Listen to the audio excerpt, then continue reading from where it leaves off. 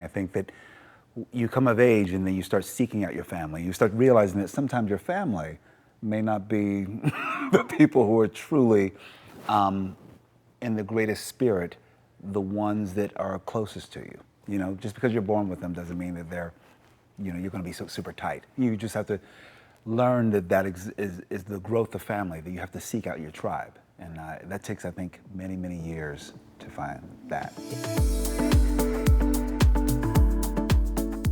When I was younger, I always thought your family were the people who you were around because you were born into that family. You were birthed into a family. And then, as I maturated, I realized that family is also a choice. And we make it boldly. Every day we make that choice. This man right here is my brother. I know that beyond a shadow of a doubt. I could call this man at 3 o'clock in the morning with tears in my eyes and he gonna get up, tie his robe tight, and say, well, what's going on? What you need? Do I need to get over there? What time? I'll be right there. It's true, it's true. And it's a feeling that you know. Like when we first met, we just knew. I think you just gave me a long look. I remember I looked into your soul. You really did. And I said, that's my people, right? And we've been rolling like that. And the crazy thing about that is that as soon as you met this one, yeah, just the connection and the energy, you were like, oh, that's my family. Mm-hmm. That's my family. And then meeting your family, I knew that was my family too. Yes. At the wedding, I really thought like, oh, this is family. To be honest, knowing Niecy, I know how open she is as a soul, and she's looking for, you know, she's looking for love, a new love, and you know, she's evolved into another woman, and she needed a mate that really shined that light on that new woman she was becoming. And so when she called me, she told me about Jessica, I thought like, oh wow, I've never seen her lit up like she was. You were lit on the phone.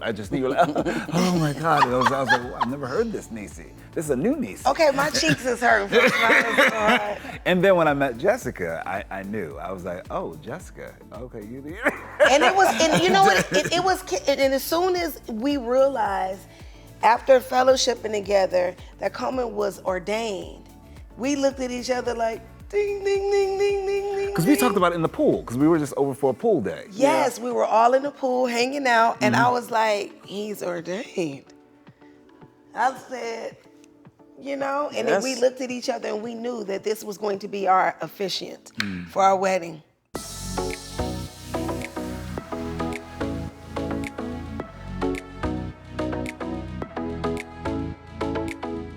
I think you first have to find acceptance from within. Like I've always, even in the industry that I'm in, there's never been a moment that I was in.